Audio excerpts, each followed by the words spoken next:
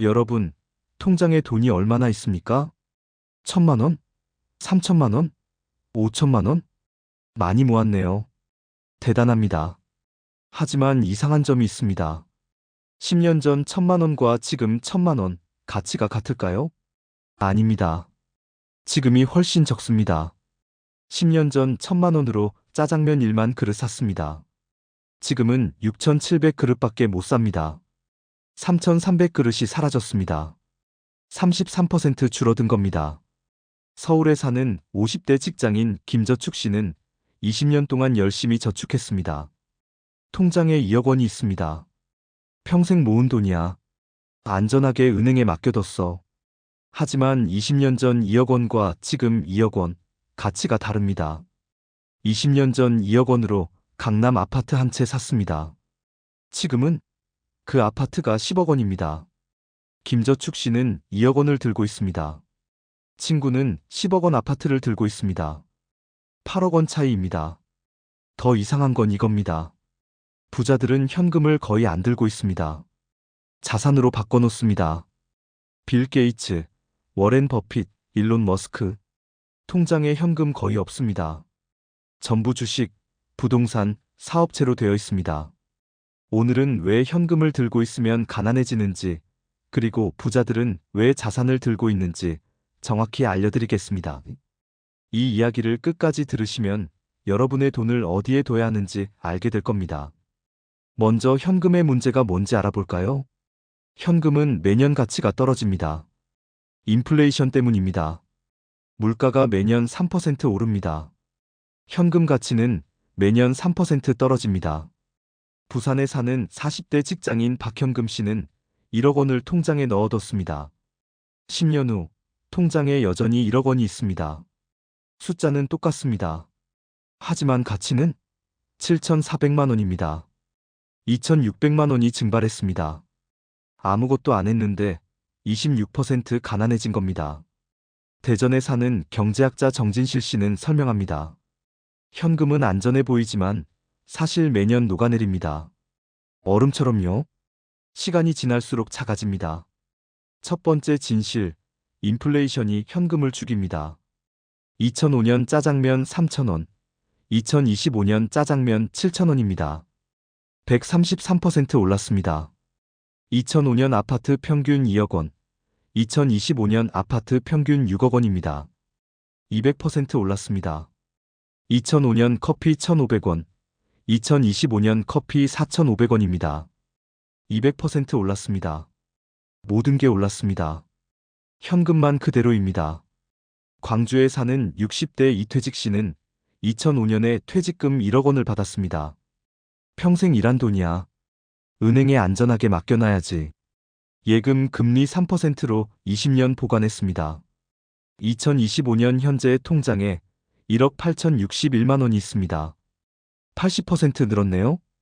하지만 물가는 200% 올랐습니다. 2005년 1억 원으로 강남 아파트를 샀다면 지금 10억 원입니다. 9억 원 차이입니다. 인천에 사는 경제학 교수 최순실 씨는 말합니다. 현금을 들고 있는 건 매년 3에서 5%씩 가난해지는 겁니다. 안전해 보이지만 가장 위험합니다. 두 번째 진실, 부자들은 현금 비중이 5% 미만입니다.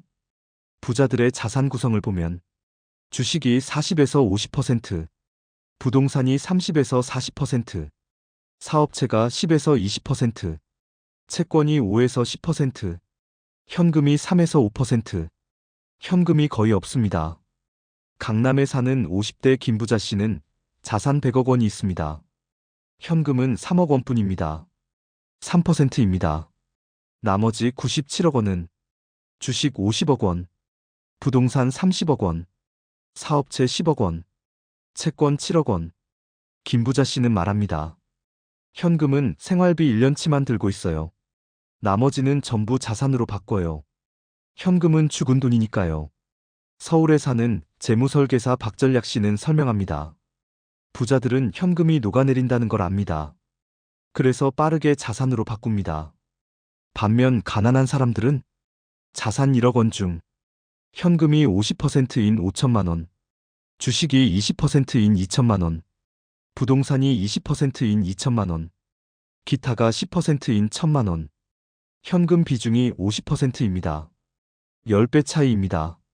세 번째 진실, 자산은 인플레이션을 이깁니다. 자산 가격도 인플레이션을 따라오릅니다. 부동산은 20년 동안 평균 연 7% 상승, 주식은 20년 동안 평균 연 8% 상승, 금은 20년 동안 평균 연 10% 상승, 인플레이션은 연 3%, 자산이 인플레이션을 이깁니다. 대전에 사는 50대 최투자 씨는 2005년에 1억 원이 있었습니다. 강남 아파트를 샀습니다. 2억 원짜리를 1억 원 대출받아서 샀습니다. 2025년 현재 그 아파트가 10억 원입니다. 대출 1억 원 갚고 9억 원이 남았습니다. 1억 원이 9억 원이 된 겁니다. 9배입니다. 반면 광주에 사는 50대 김혜금 씨는 2005년에 1억 원을 예금했습니다. 2025년 현재 1억 8,061만 원입니다. 80% 늘었지만 물가는 200% 올랐습니다. 실질적으로 손해입니다. 최투자 씨는 9억 원, 김혜금 씨는 1억 8,061만 원입니다. 5배 차이입니다. 부산에 사는 자산관리사 정차희 씨는 말합니다. 20년 후의 결과는 지금 무엇을 들고 있느냐로 결정됩니다. 현금을 들고 있으면 가난해집니다. 네 번째 진실, 현금은 기회비용을 잃습니다. 현금 1억 원을 통장에 넣어둡니다. 안전합니다. 하지만 그 돈으로 뭘 할 수 있었을까요? 주식에 투자했다면 20년 후 4억 6,610만 원입니다. 부동산에 투자했다면 20년 후 3억 8,697만 원입니다. 금에 투자했다면 20년 후 6억 7,275만 원입니다. 3억에서 6억 원을 포기한 겁니다. 기회비용입니다. 인천에 사는 30대 이후의 씨는 10년 전 3천만 원이 있었습니다.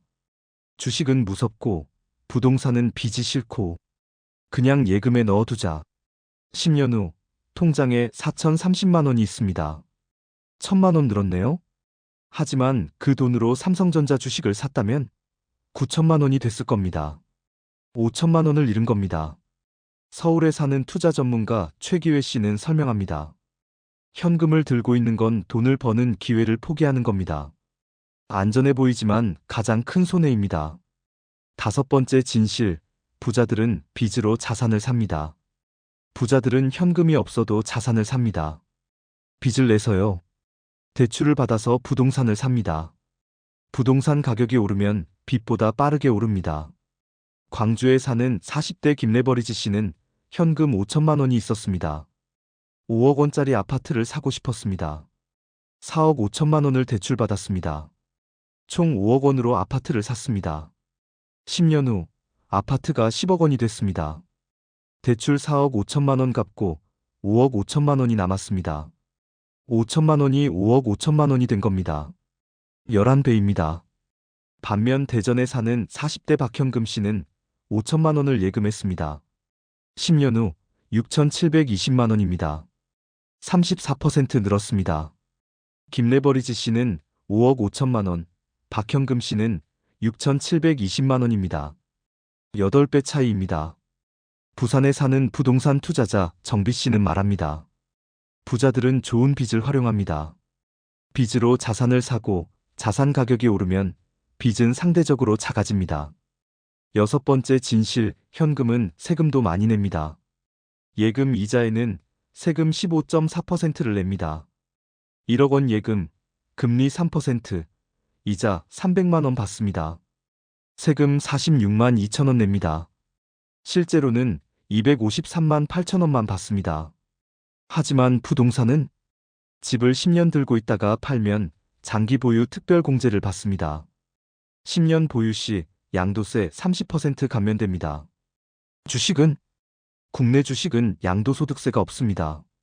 대주주가 아니면 세금 0원입니다. 인천에 사는 세무사 김세금 씨는 계산합니다. 1억 원으로 20년 투자. 예금은 세후 수익 1억 5,269만 원. 주식은 세후 수익 4억 6,610만 원. 양도세 없음. 부동산은 세후 수익 3억 원. 장기 보유 공제. 예금이 세금도 제일 많이 냅니다. 서울에 사는 재무설계사 최절세 씨는 말합니다. 현금은 이자도 적은데 세금까지 많이 냅니다. 이중손해입니다. 일곱 번째 진실, 부자들은 현금 흐름을 만듭니다. 부자들은 자산에서 현금이 나오게 만듭니다. 부동산에서 임대료가 나옵니다. 주식에서 배당금이 나옵니다. 사업체에서 수익이 나옵니다. 강남에 사는 60대 이임대 씨는 아파트 5채를 가지고 있습니다. 총 가치 50억 원입니다.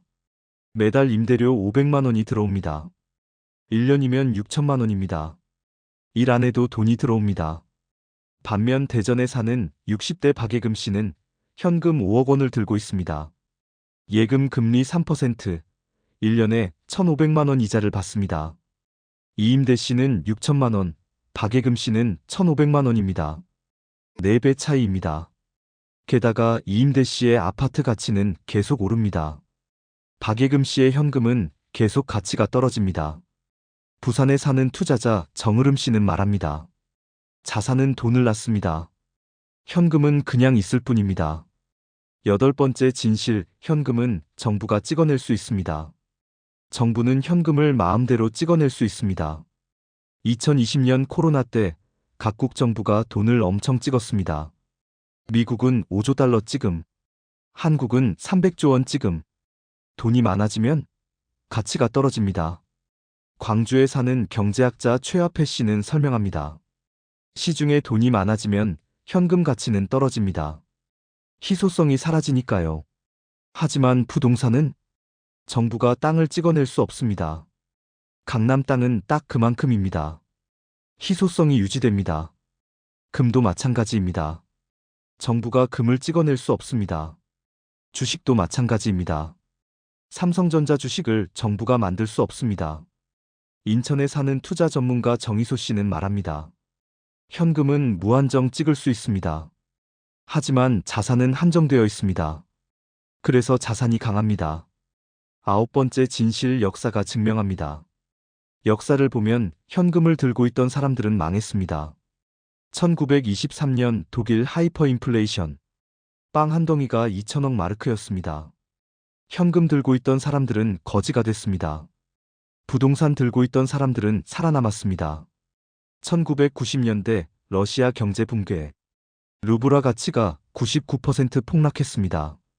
현금 들고 있던 사람들은 파산했습니다.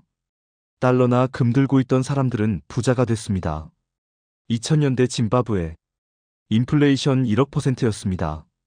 100조 짐바브웨 달러로 계란 3개 샀습니다. 현금은 휴지가 됐습니다.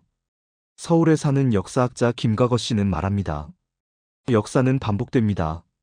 현금은 항상 가치가 떨어졌습니다. 자산은 살아남았습니다. 한국도 예외가 아닙니다. 1997년 외환위기. 원화 가치 50% 폭락했습니다. 현금 들고 있던 사람들은 반토막 났습니다. 달러나 금 들고 있던 사람들은 2배 부자가 됐습니다. 열 번째 진실, 현금은 긴급 자금으로만 충분합니다. 현금이 필요 없다는 게 아닙니다. 필요합니다. 하지만 적당히만 들고 있으면 됩니다. 부산에 사는 재무설계사 이적정 씨는 추천합니다. 생활비 6개월에서 1년치만 현금으로 들고 있으세요. 나머지는 자산으로 바꾸세요. 월 생활비 300만 원이면 1,800만에서 3,600만 원만 현금으로 들고 있으면 됩니다. 나머지는 주식, 부동산, 금 등으로 바꾸세요. 대전에 사는 30대 김균영 씨는 자산 1억 원이 있습니다. 현금은 20%인 2천만 원, 생활비 6개월치. 주식은 40%인 4천만 원. 부동산은 30%인 3천만 원, 청약 통장. 금은 10%인 1,000만 원. 균형 잡혔습니다. 광주에 사는 투자자 최배분 씨는 말합니다. 현금은 비상금입니다. 그 이상은 죽은 돈입니다. 살아있는 돈으로 바꾸세요. 그럼 우리는 어떻게 해야 할까요? 첫째, 현금을 생활비 6개월에서 1년치만 들고 계세요. 그 이상은 필요 없습니다. 둘째, 나머지는 자산으로 바꾸세요. 주식 40%, 부동산 30%, 금 10%, 채권 10%, 현금 10%. 셋째, 젊을수록 공격적으로 투자하세요. 20에서 30대는 현금 10%, 자산 90%, 40에서 50대는 현금 20%, 자산 80%, 60대 이상은 현금 30%, 자산 70%. 넷째, 인플레이션을 이기는 자산에 투자하세요. 부동산, 주식, 금, 달러 등. 다섯째, 배당과 임대 수익을 만드세요. 돈이 돈을 낳게 만드세요. 여섯째, 좋은 빚을 활용하세요. 부동산 대출로 레버리지를 쓰세요. 일곱째, 장기 투자하세요. 최소 10년, 20년 들고 가세요. 여덟째, 분산하세요. 한 가지 자산에만 몰빵하지 마세요. 아홉째, 정기적으로 리밸런싱 하세요. 1년에 한 번씩 비율을 확인하고 조정하세요. 열째, 지금 당장 시작하세요. 내일이 아니라 오늘입니다. 정리하겠습니다. 현금의 10가지 문제. 첫째, 인플레이션이 죽임. 매년 3에서 5% 가치 하락. 둘째, 부자들은 현금 5% 미만. 나머지는 전부 자산. 셋째, 자산은 인플레이션을 이김. 부동산 연 7%, 주식 연 8%. 넷째, 기회비용을 잃음. 20년이면 4배에서 6배 차이. 다섯째, 부자들은 빚으로 자산을 삼. 레버리지 효과. 여섯째, 세금도 많이 냄. 예금 이자, 세금 15.4%. 일곱째, 현금 흐름이 없음. 자산은 임대료, 배당 발생. 여덟째, 정부가 찍어낼 수 있음. 자산은 희소성 유지. 아홉째, 역사가 증명함. 현금 들고 있던 사람들은 망함. 열째, 긴급 자금만 충분. 생활비 6개월에서 1년 치면 됨. 현금 대 자산 20년 비교. 1억 원 투자. 현금, 예금 3%는 1억 8,061만 원. 주식 연 8%는 4억 6,610만 원. 부동산 연 7%는 3억 8,697만 원. 금 연 10%는 6억 7,275만 원. 주식이 현금보다 2.6배. 금이 현금보다 3.7배. 나이별 추천 자산 배분. 20에서 30대. 현금 10%, 주식 50%, 부동산 30%, 금 10%. 40에서 50대. 현금 20%, 주식 40%, 부동산 30%, 채권 10%. 60대 이상. 현금 30%, 주식 30%, 부동산 20%, 채권 20%. 실천 방법. 첫째, 생활비 6개월 치만 현금 보유. 둘째, 나머지는 자산으로 전환. 셋째, 매달 월급의 30% 자산 매수. 넷째, 10년 이상 장기 보유. 다섯째, 1년마다 리밸런싱. 현금은 가난해지는 가장 빠른 길. 현금은 안전해 보입니다. 하지만 매년 3에서 5%씩 녹아내립니다. 20년 후에는 반토막입니다. 부자들은 현금을 거의 안 들고 있습니다. 생활비 6개월 치만 들고 있습니다. 나머지는 전부 자산으로 바꿔놓습니다. 주식, 부동산, 금, 사업체. 자산은 인플레이션을 이깁니다. 가격이 오르고 배당과 임대료를 줍니다. 20년 후 10배 차이가 납니다. 오늘부터 바꾸세요. 통장의 돈을 자산으로 바꾸세요. 10년 후 여러분의 자산이 달라질 겁니다. 현금은 죽은 돈입니다. 자산은 살아있는 돈입니다. 선택하세요. 감사합니다.